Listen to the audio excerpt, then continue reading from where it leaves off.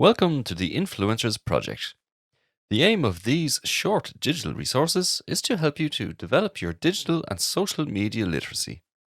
In this lesson, we are going to explore the topic of secure online engagement, learning the best ways to protect your personal information online.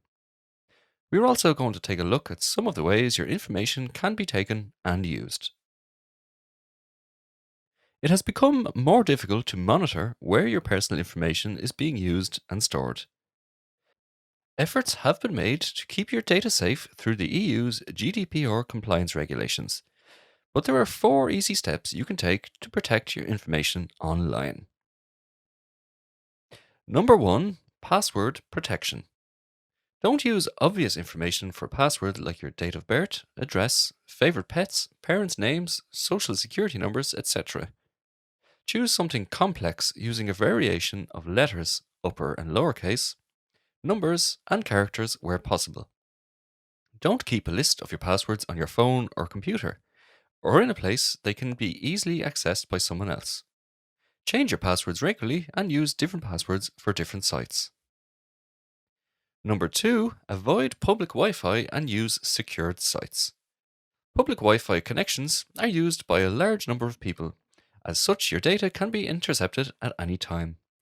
Always use personal Wi-Fi connections to complete transactions or send personal information, including entering passwords or login details to online accounts. It is also important to check if the sites you are using are secure. Look for the HTTPS in the address bar, where S means secure. Also, look for the lock symbol in your address bar. A closed lock means your information is being transmitted securely. Number 3, be mindful of what you share. We are often cautious about sharing obvious information like bank details, passport numbers, date of birth, etc. online. But have you ever checked in on social media at home, giving information about your address? Did you check in at the airport before going on a trip, potentially telling people that your home now stands empty? Be mindful of what you are sharing and who you are sharing it with. Number 4, always sign out. This may seem like a simple step, but always sign out when you're finished using your account.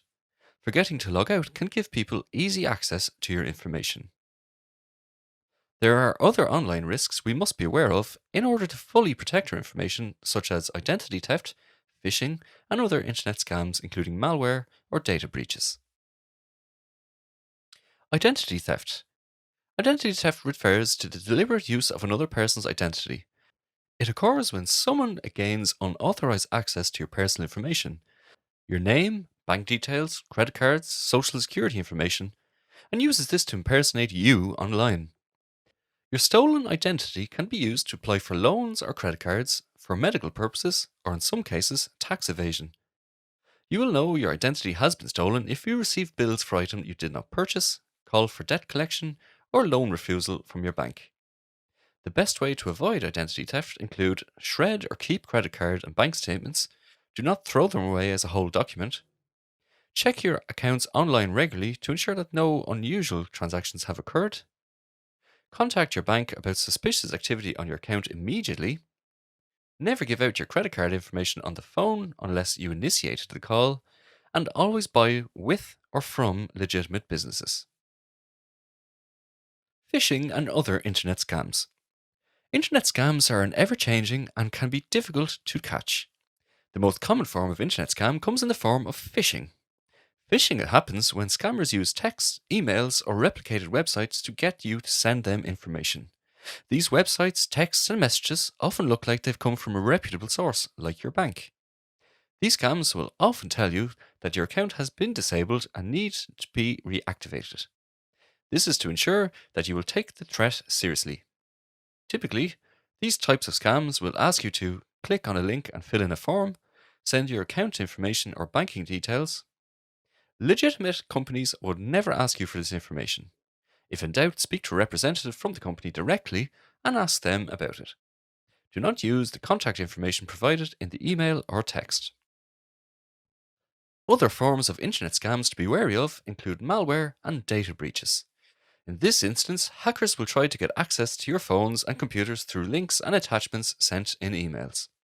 Once the link or attachment is open, Information is often sent directly to them without your knowledge, or you have unknowingly given them access to your computer. To avoid this, don't open emails from an unknown sender. If you receive an email or text from a friend containing a suspicious link, contact the person directly and ask them about it. Always delete suspicious emails and texts. You have now completed this short video which looked at the best ways to protect your information online, while also being aware of methods used to access your information. In our next resource, we will help you to understand and analyze privacy policies and assess the variations of privacy settings used on our favorite sites. For more resources that will help you to develop your digital and social media literacy, please visit the Influencers Project website at www.influencersproject.eu.